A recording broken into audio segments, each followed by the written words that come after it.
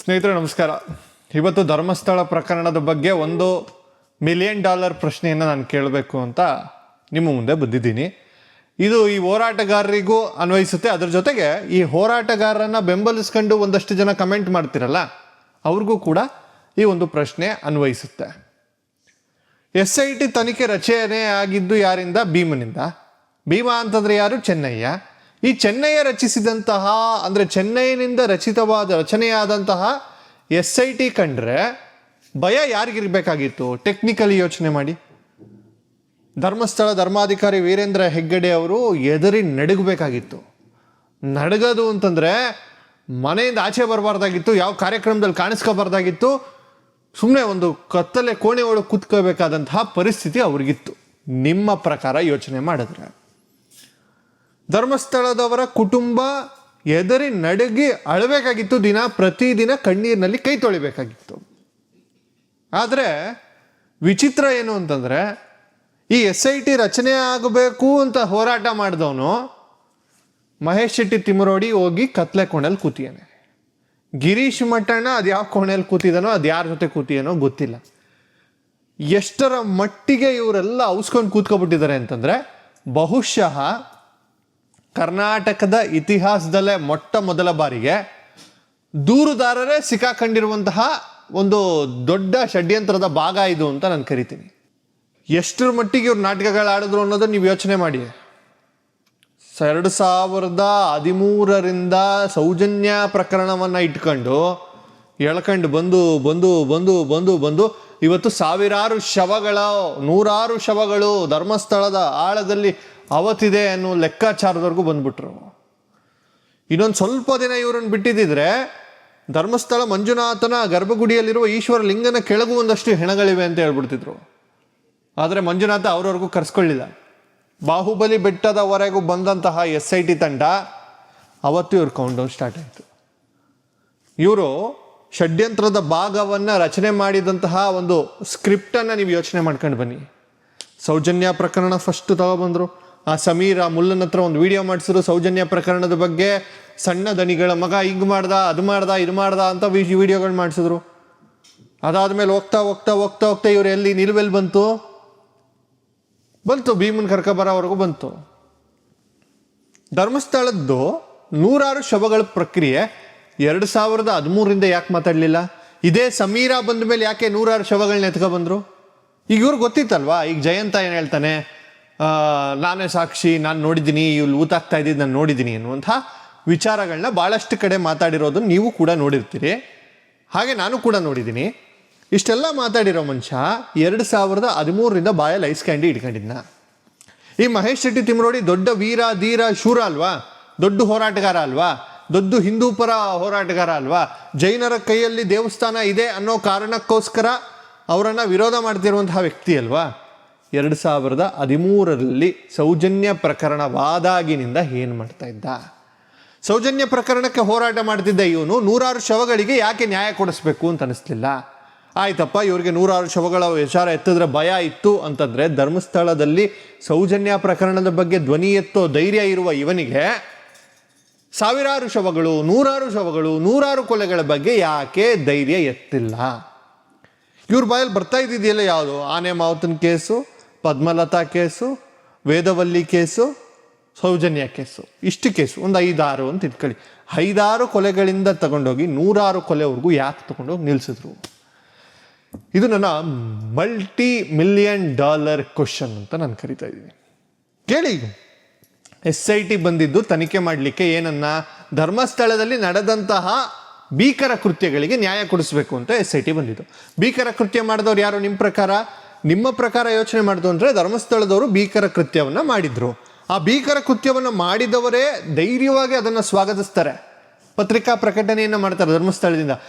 ಇನ್ಮೇಲಾದರೂ ನಮ್ಮ ಮೇಲೆ ಬರ್ತಿರುವಂತಹ ಆರೋಪಗಳನ್ನ ಕಮ್ಮಿ ಮಾಡಿ SIT ತನಿಖೆ ಸಂಪೂರ್ಣವಾಗಿ ಮಾಡಿಬಿಟ್ಟು ನಮ್ಮನ್ನ ಮುಕ್ತಿ ಕೊಟ್ಬಿಡಿ, ಈ ವಿಚಾರದಲ್ಲಿ ನಮ್ಮನ್ನ ಇನ್ನು ಜಾಸ್ತಿ ಎಳಿಬಿಡಿ ಅನ್ನೋ ಲೆಕ್ಕಾಚಾರದಲ್ಲಿ ಹೇಳ್ತಾರೆ.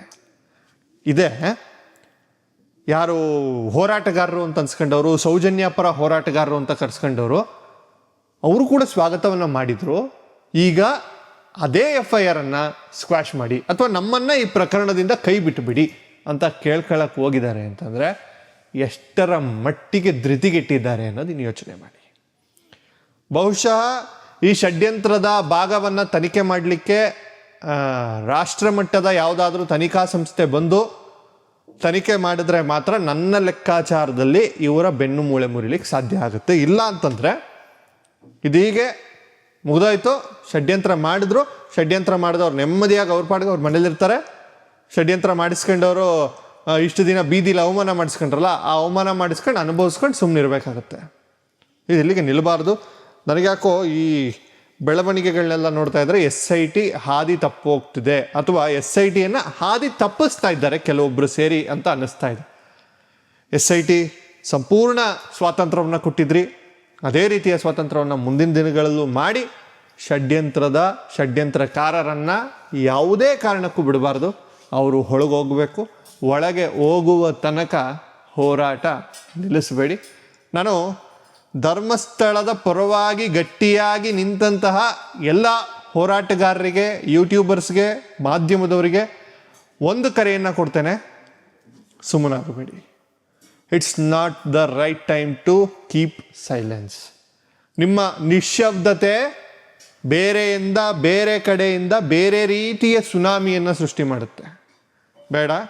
ಈಗ ನೀವು ಗಟ್ಟಿಯಾಗಿ ಧ್ವನಿಯನ್ನು ಎತ್ತಿ ಧರ್ಮಸ್ಥಳದ ದಿಕ್ಕನ್ನು, ಆ ಧರ್ಮಸ್ಥಳ ಪ್ರಕರಣದ ದಿಕ್ಕನ್ನು ಆದಿ ತಪ್ಪಿಸಿದವ್ರಿಗೆ, ಸರಿಯಾದ ದಾರಿ ತೋರಿಸಿದವ್ರು ನೀವು, ಸರಿಯಾಗಿ ನಿಂತಂಥವ್ರು ನೀವು, ಈಗ ಗಟ್ಟಿತನದಿಂದ ಹೋರಾಡಬೇಕಾಗಿರುವಂತಹ ಜವಾಬ್ದಾರಿ ಕೂಡ ನಿಮ್ಮ ಮೇಲಿದೆ. ಈಗೇನಾದರೂ ನಾವು ದಾರಿ ತಪ್ಪಿಟ್ರೆ, ಇಡೀ ಪ್ರಕರಣದ ದಿಕ್ಕನ್ನು ದಾರಿ ತಪ್ಪಿ ನಾವು ಷಡ್ಯಂತ್ರ ಮಾಡೇ ಇಲ್ಲ ಅಂತೇಳಿ ಕ್ಲೀನ್ ಚಿಟ್ ತಗೊಬಂದ್ಬಿಡ್ತಾರೆ ಹೊರಗಡೆ. ನೋಡಬೇಕು ಏನೇನು ಮಾಡಿದರೆ ಸಾಕ್ಷಿ ಸಮೇತ ಈ ಷಡ್ಯಂತ್ರಕಾರರನ್ನು ಬಂಧಿಸುವಂಥ ಕೆಲಸ ಮಾಡಬೇಕು. ನಿನ್ನೆ ಮಹೇಶ್ ಶೆಟ್ಟಿ ತಿಮರೋಡಿ ಏನೋ ಬೆಳತಂಗಡಿ ಕೋರ್ಟಿಗೆ ಹಾಜರಾಗಿದ್ದರಂತೆ. ಪುಣ್ಯಾತ್ಮರು ಅಲ್ಲಿಂದ ಅವರ ಮನೆಗೆ ಹೋಗಿದ್ದಾರಂತೆ, ಕಾಣಿಸ್ಕೊತಾ ಇದ್ದಾರಂತೆ. ಇಷ್ಟು ದಿನ ತಲೆ ಮರೆಸ್ಕೊಂಡು ಓಡಾಡ್ತಿದ್ದಂಥ ವ್ಯಕ್ತಿ ಈಗ ಧೈರ್ಯದಿಂದ ಓಡಾಡ್ತಾ ಇದ್ದಾನೆ ಅಂತ ಅಂದರೆ ಯೋಚನೆ ಮಾಡಿ. ಏನೋ ಬ್ಯಾಕಪ್ ಸಿಕ್ಕಿದೆ. ಆ ಬ್ಯಾಕಪ್ ಏನು ಅನ್ನೋದನ್ನು ಕೂಡ ನಾವು ನೋಡಬೇಕಾಗಿದೆ. ಆ ಬ್ಯಾಕಪ್ ಹಿಂದೆ ಇರುವಂತಹ ವ್ಯಕ್ತಿಗಳನ್ನೂ ಕೂಡ ನಾವು ನೋಡಬೇಕಾಗಿದೆ. ಎಲ್ಲರನ್ನ ಸೂಕ್ಷ್ಮವಾಗಿ ಗಮನಿಸಿ ಶಿಕ್ಷಿಸುವ ಸಮಯದಲ್ಲಿ ಶಿಕ್ಷಿಸಬೇಕು, ರಕ್ಷಿಸುವ ಸಮಯದಲ್ಲಿ ರಕ್ಷಿಸಬೇಕು. ನನ್ನ ಧಾರ್ಮಿಕ ಕ್ಷೇತ್ರದ ತಂಟೆಗೆ ಬಂದವನಿಗೆ ಸರಿಯಾದ ಬುದ್ಧಿಯನ್ನು ಕಲಿಸಬೇಕು. ಇದು ನಮ್ಮ ಜವಾಬ್ದಾರಿ. ಮಾಧ್ಯಮವಾಗಿ ನೀವೆಲ್ಲರೂ ನಿಂತ್ರಿ, ಹೋರಾಟಗಾರರಾಗಿ ನೀವೆಲ್ಲರೂ ನಿಂತ್ರಿ. ಈಗ ಯಾಕೋ ಸೈಲೆಂಟ್ ಆಗಿರೋದು ತಪ್ಪು. ಅವರು ನಿಶ್ಶಬ್ದವಾಗಿದ್ದಾರೆ, ನಾವು ಶಬ್ದ ಮಾಡೋದು ಬೇಡ ಅಂತ ಯೋಚನೆ ಮಾಡಬೇಡಿ. ಧರ್ಮಸ್ಥಳದ ಪರವಾಗಿ ಗಟ್ಟಿಯಾಗಿ ನಿಲ್ಲುವ ಧೈರ್ಯ ಇದ್ದ ನಿಮಗೆ ಈಗ ಭಯ ಇರಬಾರ್ದು, ಇರಲೂಬಾರ್ದು. ಇದಂತೂ ನಾನು ಬಹಳ ಸ್ಪಷ್ಟವಾದ ನುಡಿಯಲ್ಲಿ ಹೇಳ್ತೀನಿ. ಧರ್ಮಸ್ಥಳ ಗೆಲ್ಲುತ್ತೆ, ಧರ್ಮಸ್ಥಳ ಗೆಲ್ಲಲೇಬೇಕು. ಕಾರ್ತಿಕ ಸೋಮವಾರ ನಡೀತಾ ಇದೆ. ಧರ್ಮಸ್ಥಳದಲ್ಲಿ ಅಧರ್ಮೀಯರ ಸಂಹಾರ ನಡೀತಾ ಇದೆ. ಆ ಅಧರ್ಮೀಯರು ಅಂತಂದರೆ ನಿಮಗೆ ಗೊತ್ತು, ನಕಲಿ ಹೋರಾಟಗಾರರು. ಕಾರ್ತಿಕ ಮಾಸದಲ್ಲಿ ಶಿವನ ಆರ್ಭಟ ಜೋರಾಗಿರೋ ಕಾರಣ ಈ ಎಲ್ಲ ನಕಲಿ ಹೋರಾಟಗಾರರಿಗೆ ನಿದ್ದೆಗೆಟ್ಟಿದ್ದಾರೆ, ಬಿಲದಲ್ಲಿ ಹೌಸ್ಕೊಂಡಿದ್ದಾರೆ, ಕತ್ತಲೆ ಕೋಣೆಯೊಳಗೆ ಬಾಗಿಲು ಹಾಕ್ಕೊಂಡು ಅಳ್ತಾ ಇದ್ದಾರೆ.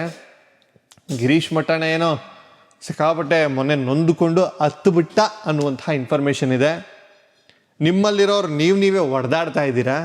ನಿಮ್ಮ ಪರ ಬಂದು ನಿಂತಹ ವ್ಯಕ್ತಿಗಳೆಲ್ಲ ನಿಮ್ಮ ವಿರುದ್ಧವಾಗಿ ನಿಲ್ತಾ ಇದ್ದಾರೆ. ಇದೆಲ್ಲ ಕಾರ್ತಿಕ ಸೋಮವಾರದ ಶಿವನ ದರ್ಶನ. ಇನ್ನಷ್ಟು ಹೆಚ್ಚಿನ ಸುದ್ದಿಗಳನ್ನ ತರ್ತೀನಿ, ಹೆಚ್ಚಿನ ಮಾಹಿತಿನ ತರ್ತೀನಿ. ಇವರು ಒಳಗೋಗೋ ತನಕ ವಿರಮಿಸುವುದಿಲ್ಲ, ಆರಾಮಾಗಿರೋದಿಲ್ಲ. ಇವರನ್ನು ಒಳಗೆ ಕರೆಸೇನೆ, ಇವರನ್ನು ಒಳಗೆ ಕಳಿಸಿನೇ ನಾವು ನೆಮ್ಮದಿಯಿಂದ ಇರೋದು. ಮುಂದಿನ ವಿಡಿಯೋದಲ್ಲಿ ಸಿಗ್ತೀನಿ. ಬರಲಾ? ನಮಸ್ಕಾರ.